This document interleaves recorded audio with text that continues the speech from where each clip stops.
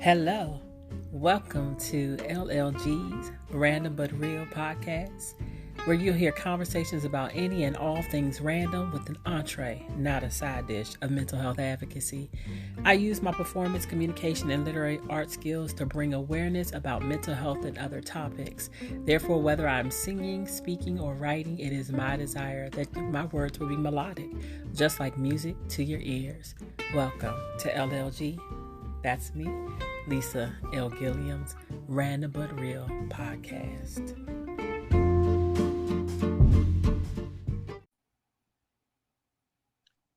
Hello, everybody, and welcome to this edition of LLG's Random But Real. I'm excited to be with you all again. Started season 2, and so one of these guests the guest that I'm going to have on today, he has been on my YouTube live, and his information or the information that he has to share, I think is so pivotal, so important, especially within the African American community, because a lot of times we don't do what we should do. Not all of us, but a lot of us. And I know that from being a counselor, being a former therapist, I should say former counselor, and just having conversations with a lot of individuals who were not properly insured or didn't really think that that was important, and or could not go to the doctor when they had an emergency because they didn't have insurance, et cetera, et cetera. So I wanted to bring my play brother, I call him Dunny, Kristopher Dunlap, back on the show. Welcome, Chris. Good afternoon, everyone. How are you doing today, sir? Doing fine. Can you hear me good? I can hear you. Yes. Okay. Are you able to hear me? Yes, I am. I can hear your loud voice. Yes, I can. So we banter a lot, folks. So Get you may used to hear it, folks. that on this show. That is funny. That is funny. Um, just tell us a little bit. I know you did it on the live, but this is a new audience, new people listening. How you got started in? So whatever part of that journey you would like to share, please share. Well, back in '95, I started in the insurance industry working for an insurance carrier, doing various types of processing and things like that. And for some reason, it kind of stuck. Okay, it seems boring to everybody else, but I'm kind of interested and intrigued by the journey of it. So a couple of years into that, I moved to the sales and marketing area for insurance carriers again, and it really just took a life of its own because once I was licensed, I was able to do different things working for carriers. Now, the thing about working for insurance carriers, the most important thing was I can only sell their products and services. I was kind of limited to whatever their offerings were. Right. So it took me a number of years to get out of that space into where I am now. Fast forward 20 some odd years, moving into the insurance broker space where I can offer different products and different services to different kind of large group companies all the way down to individuals. Absolutely. And what do you think you like the best, servicing individuals or businesses or companies, or you like both the same? I have one general rule. If the person I'm talking to cannot understand the language that we're speaking, then I'm not doing my job. So my rule is if it's a group or an individual, I just want everyone to understand what they have and how to utilize it until it's too late. Because too late could be when you're swiping your card at the pharmacy, too late could be when you're in a doctor's office setting. Hmm. The too late could be a life insurance claim that you don't understand your insurance and leaving your loved ones with bills. So my general rule of Absolutely. thumb is making sure that everyone along that line can understand what's going So it's safe to say my friend Christopher is an educator as well. on.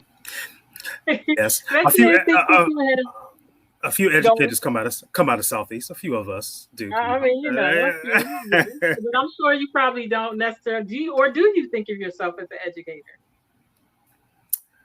Believe it or not, it took me a lot of years to go ahead and take a knee and understand that yes, I am. The presentations, the values, and all that stuff is one thing, but you're educating the public on something that's very important. So yes. Absolutely. Y'all, so I am the younger sister. Let's just put that out there. But I'm so proud of this guy. Like we've known each other. I mean, he says he was in it in 20. I graduated in 95. So whoo, that's a long time. I've known him a few years prior to that. And just from seeing him, I share this story all the time. I would see him because Chris has some distinct features. I have them too. We call them cheeks. And so, um, uh, I would see him when I would walk from Deal Junior High School to Tillytown to catch the subway in DC. And then we ended up being at Virginia Union together. And I would see him on campus. And he was a judge for the freshman talent show and came up afterwards and just, complimented me. And he's been a support in my life ever since that time. And so I to see where he has come from to where he is now and all that he's doing. If you want to share all your other endeavors, you can share that too. He's definitely not a one trick pony, that's for sure. And I feel honored to call you friend. Just I have so many stories, but I am honored to call you friend, and it's great to see, all that you're doing to help so many other people, just to be able to make decisions that are valuable in their life, educated decisions. So it's up to you, Uh, Chris, what uh, you would like to share next. no, I appreciate that, and I won't be sarcastic. I'll just take the compliment and run with it this time. But trust me, I'll get you. I'll get you. I'll get you later. I'll get you later. Uh, Wonders never cease, y'all. Wonders never cease. well, I mean, I think now I'm kind of in a space where I assumed that a lot of people knew certain things, and they didn't, concerning protecting your family in the life insurance arena, as well as things like disability insurance, things like accident insurance. And there are so many things now that the average everyday consumer sees a 30-second blurb on TV and they assume that they're expert or they just shrug it off. But some of those things could be very valuable. I Mm-hmm. heard a family member recently tell me that someone was injured in a car accident. Another family member was injured in a car accident and they went bankrupt because of it. And we know that happens a lot because the auto insurance doesn't cover this, doesn't cover that. But a small dig into what your company is offering or the individual basis is offering, you can get a thing called accident insurance. Mm-hmm. Accident insurance is pennies on the dollar and pays cash for a lot of things that people just shrug off. If you're Right. checked into the emergency room, they get cash benefits. If you get your physical, they give cash benefits. So it's also an upkeep as well.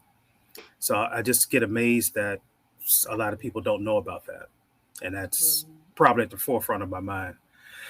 And since, because I'm on that subject and I won't be wordy, but since we live in a government town, and Lisa can attest to your family members that took the government route and are, they feeling they're protected for the rest of their lives as long with their, as well as their family is, in that stage. But a lot of people don't realize that if you don't take any outside additional coverage on the life insurance side, Right. that you'll be stuck in a way that you'll be 70 looking for insurance and it'll be sky high. It'll be unaffordable. Right. So I've educated a lot of people that are currently in the government to get something aside from what the government offering is, because that's strictly a term policy. They call it a group term.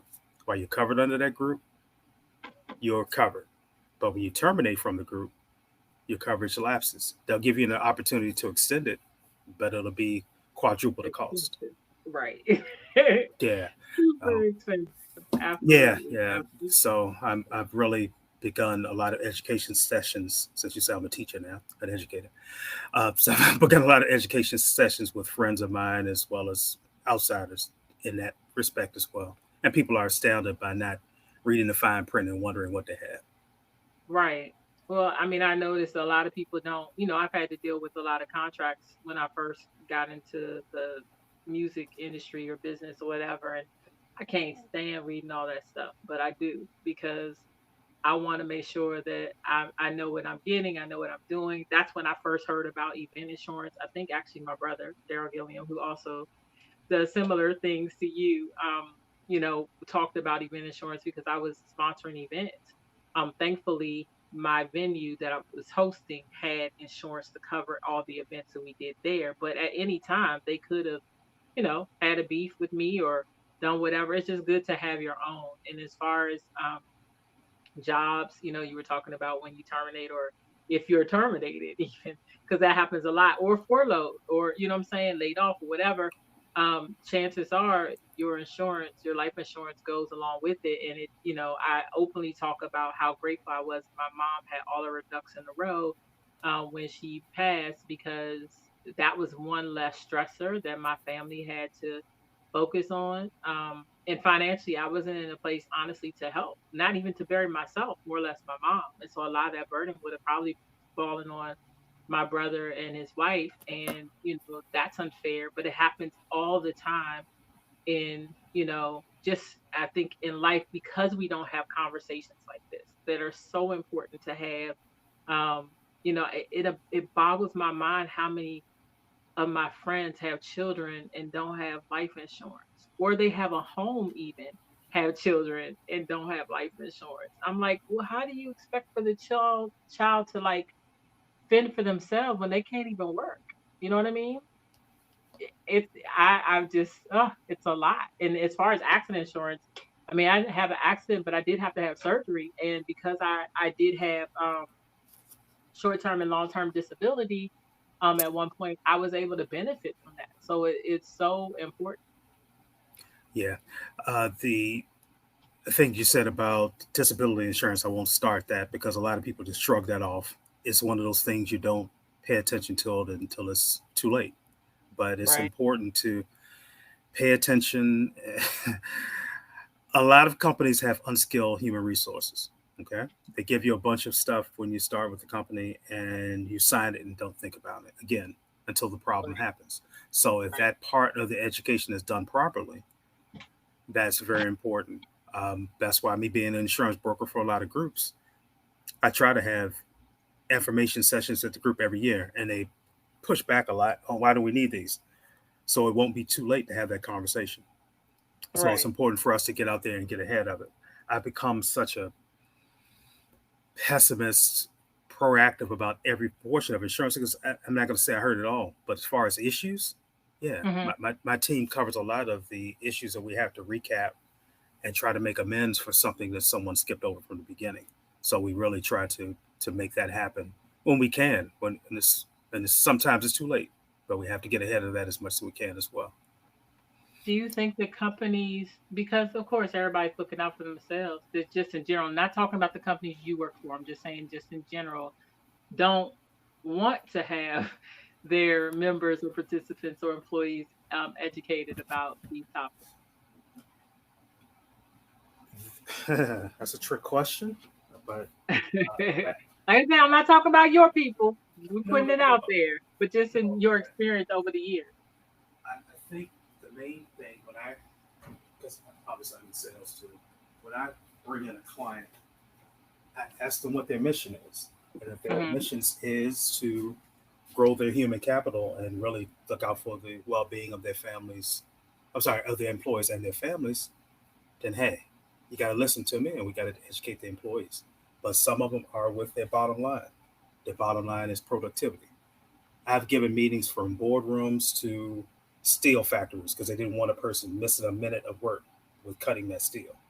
So I went, Mm. took my suit off and put on a sweatsuit and presented to that group because that was ultimately my job. But I don't think they got it. So it's a tough, it's a real fine line between the companies that want to do the right thing and the companies that are cutting their profit margins so thin that they don't have the time to take away from whatever they're doing, whether it's making widgets or whatever. They just don't have time. How do you stay motivated to keep doing it? Because I would be the person that found it boring. It's important, but it's boring to me. But I how do mean, you? the boring part is just like everything how you present the topic. Like today, we're doing a face-to-face meeting. I'm my regular sarcastic self, and you know me. So by me being that really motivates me to get down to it and making sure. My challenge is making sure that every person in that room understands from the topic. That's the part that keeps me excited. If there's no participation in the room and they're falling asleep, then that becomes a little challenge. But I find ways around that as well. But just got to keep it moving. They're the worst professions you could have, like I told you. So I think that I'm doing it the right way. And if that's boring sometimes, then hey, it happens. Okay. Well, And I it, mean, ultimately, what's boring to me, Lisa, to be honest with you, is when I had that work study job back at that wonderful Woodrow Wilson High School. 10th or 11th grade, I took a work study job at Department of Interior. Okay. hmm And the ladies that signed my pay slip every week were the most miserable people I've ever seen in my life. They just had no motivation, they had nothing. And that stuck in my head that I never wanted to sit behind a desk and do some government work in that particular space. So I had that kind of headspace. Now, they're wonderful people that work for the government. I'm not saying anything bad about them, but hmm it it is changed what my perspective. It changed my perspective on where it had to be something else out there. At a person living in the district, that stigma of us work living here is like, okay, get that government job and just plug and play. But I just knew I wanted to do something different. So maybe that That's no that gets me sure there. thing these days anyway. Like I know plenty of people who've been furloughed and laid off or, fired because of finances. I mean, I sang for DC government one time and the check bounced. Yeah. And I was surprised. Like and then I had to pay the fine. Because by the time I filed my taxes on that junk, it was already too late. I was like, this is not cool. They gave me my $20 back, but I couldn't put it on my taxes anymore. So yeah, government is no sure bet. Nothing I feel like is sure. If anything, this last few years have explored us, nothing is a sure bet. Um, and believe it or not, I forgot to start with this is that life insurance sales are up 300%. Oh, People are that's good for you. That's good. not saying that I'm the person that's writing all those policies. No, I'm just saying as a whole, Oh, that's good though that people are becoming yeah, aware. people are really, but it's still so many people that are uninformed in that space that they're buying the term policies off of TV. Okay, difference between the term policy and a whole life policy is just night and day, and Right. people are falling for that $5 a month stuff when they really don't have protection for their family. So it's up to us to further educate them so we can get the right Yeah. thing going. I know because of diabetes not being controlled, and like my grandmother used to have insurance on my family. We've hit hard times. It had to be used, cashed out or whatever, and it was never. I didn't understand it then. I didn't understand the importance then. Um, and this was after she died, because I'm sure she probably would have been like, nah, for real, my grandmother probably would have given us the money that we needed, our family, as opposed to having us cash it out. And now I'm just like, I understand, the importance. And so initially, though, I did have to get term life because I couldn't afford whole life. Just the employment that I had or lack of employment at times. And I did what I could until I could get back to that point where I could get it. And I don't have a lot, but I also don't have a lot. Meaning, I don't have children, I don't have properties, nothing like the car can go back to the dealership. Like it's not but if I have a home or if I have kids, I don't know if even at this rate, if I don't have children, the home can go back too. It can be done whatever. But as far as like the burial costs, like that can be such a huge burden on a family. And for the life of me, I also don't understand why people don't plan their own funerals instead of leaving it to their loved ones to do, to stress over, to argue sometimes over. Just one last thing that my sibling and I did not have to do, and I'm grateful again to my mom for that. But just the concept of insurance is so important, and I know that it can be costly, but it costs a whole lot more when you don't have it and you need it, or your family doesn't have it and they need it. So I just think it's so much more beneficial to go ahead and get it, you know, in advance, so that you're prepared. Just car insurance. I mean, it boggles me how many people drive around without car insurance. Yeah, that goes without saying. And your brother does property and casualty, so he can answer that question a heck of a lot better than I can. But it happens a lot. A lot. So, We're paying for the ills of others just like anything else. right, And right. if I talk about my health insurance days, because I spent a lot of time, as you know, working for health insurance carriers. You sound like you're in the distance, Chris. Is that better? Yes. Okay. I said that I spent a lot of days working for health insurance carriers, and the amount of people that I know that use the emergency room as their doctor's office is astounding, and it's become a become a big issue with a Yes. lot of companies and controlling costs because the cost for primary care physician visit versus emergency room is night and day. It So is a lot of and night and day. yeah, and It's just, so even for mine, 10 to it's like 250, 300 for emergency room. that's just a I would spot. even go to urgent care. Urgent care is even only like it's almost like a specialty visit. Like know which one is better for which, and get a primary care physician. A lot of people don't have those either. Well, that's number one. But I would recommend, since we're in a formal setting, everyone to find the closest urgent care center to your house. Okay. Okay, that is the first step. If you don't have a primary care physician, at least you'll control costs more by utilizing an urgent care center. Hmm. And find the one that participates with your health insurance plan, obviously. And the second thing is to find a hospital that is a full service hospital. Mm-hmm. Chris, what the heck is a full service hospital?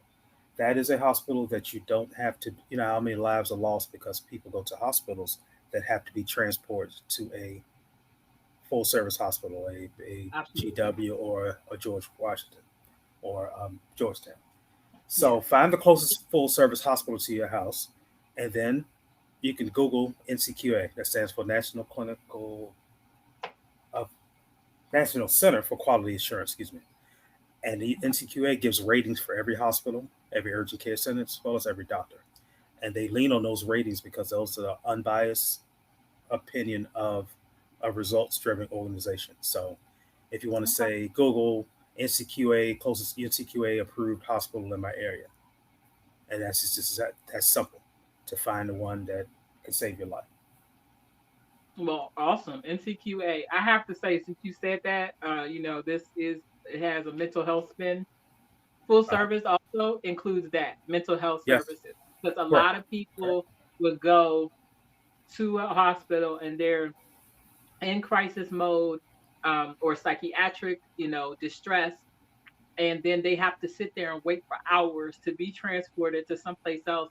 Southern Maryland is famous for that. I used to work next to one hospital, um, who doesn't have psychiatric services, and the closest psychiatric hospital or services with psychiatric services is like an hour away, 45 minutes to an hour away. That's a long time when you're literally in the middle of a crisis. And but that's a long time for you to have to commute to as well. But just know it would have been better for you to go straight to the other hospital as opposed to going to the first one that was closest to you. So I'm glad that you said that. That is definitely important. So, and even if you don't need those services, it's good to know that they have them. You know what I mean? Or especially Correct. those services that you do need, like, I don't know, maybe you have a certain kind of disease that you have to be treated for. Well, you can call in advance and see if that hospital actually does, or visit the site, just so that there's somebody there that can care for you, and you don't have to worry about, in the midst of an emergency or a crisis situation, traveling 50,000 miles. I'm being Yeah, facetious, but traveling yeah, far no, to get the services you need. yeah. Most of the companies are required to have a hospital within 20 miles and this and that. That's part of the the affiliation with these facilities. But please keep in mind, scheduled surgeries, all bets are off because you're with whoever the doctor participates with. So you may go to a Right. different type of hospital or Right. ambulatory surgery setting. But I'm talking about in an emergency, life or limb threatening situation, you want to have access to those type of facilities at all times. Mm. All right. Any other topic you want to address, sir? The I'll end it with this: the need for long-term care. Mm. Long-term care is different than long-term disability. Long-term disability is something that you can get from a job. For example, you're disabled for 6 weeks, 8 weeks, then it goes into something called long-term disability, where you can't work at your normal function Hmm. for the hours that are approved for your current position. Long term care is totally different. Long term care is something that young and old people need. I'll give you an example of young in a moment, but um, more seasoned people, I like to use the word old, more seasoned people would need if they can't perform some of the activities of daily living. Activities of daily living include feeding yourself, bathing yourself, uh, things like that. It's five or six of them, all off the top of my head, but basic everyday functions. Hmm. The reason I said that maybe a young person might need this is just exactly what happened a couple of months ago. I had a group that I sold a group long term care policy to. They had this particular plan happened to have a whole life insurance and a long term care component attached to it. Okay. Hmm. The CEO of the company's spouse ended up getting a brain aneurysm Wow. about 6 months into having the plan. So he can't, by having that, perform some of the activities of daily living. Now, the Right. type of plan that they had enabled him to borrow off of the face value of that policy at Okay. the clip of $4,000 to $5,000 a month. Four to Ooh. five thousand dollars a month to take care of their mortgage, take care of their family, bills, or whatever. And Mm. while he was mending, it was great to know that he had that extra security blanket while getting that done.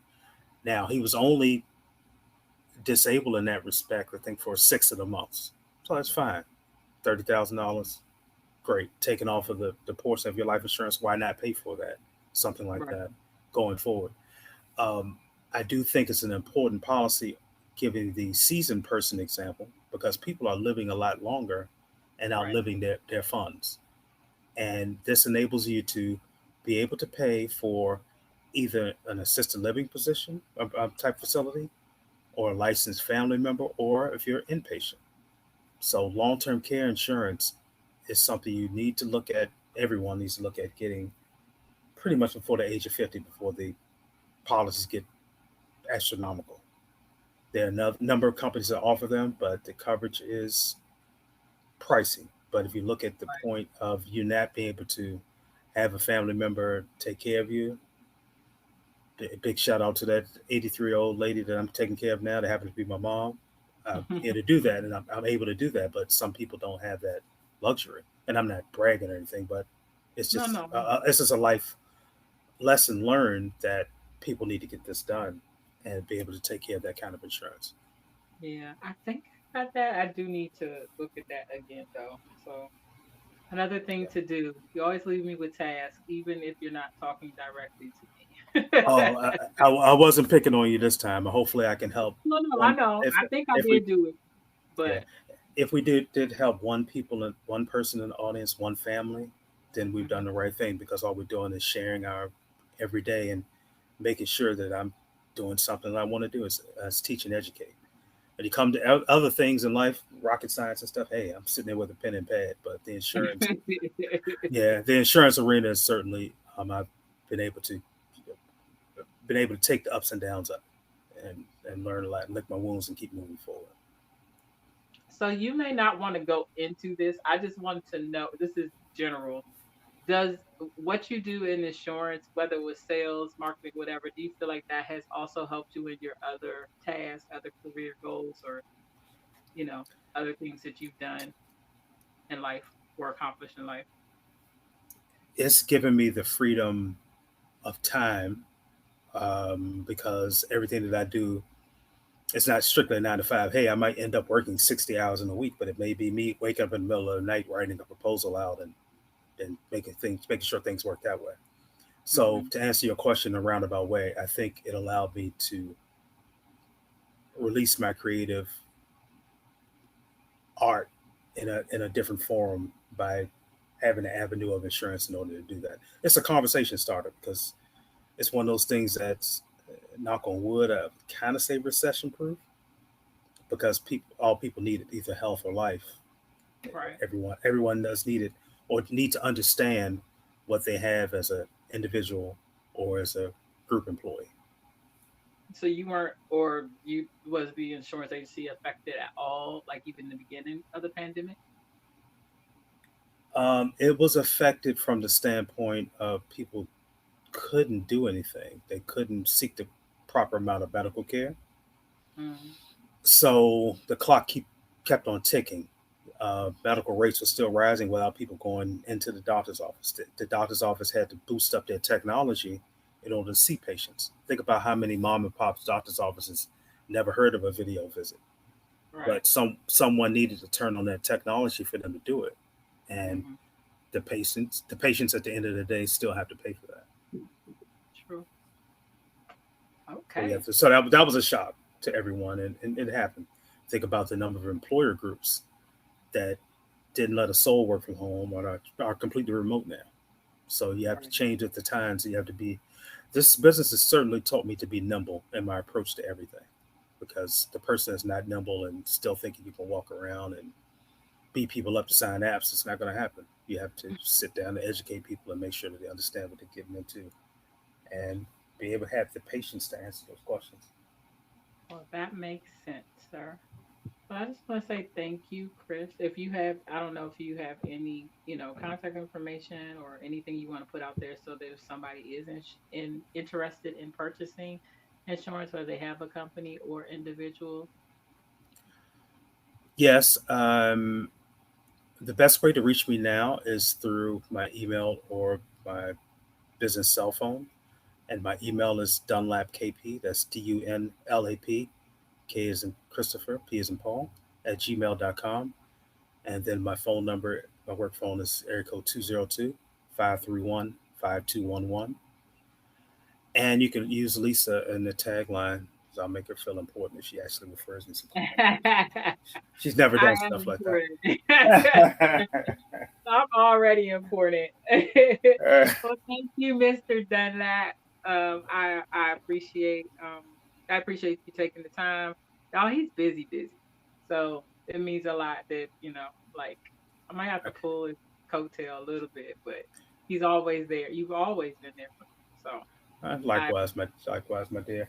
And if any of these topics, I mean, I know we just did this within 30 minutes, and if any of Mhm. these topics that you get inquiries about and we need to expand on it and just have a forum about that particular topic, I'd be glad to share. I just try not to be too wordy in these situations. I don't want to bore people to death.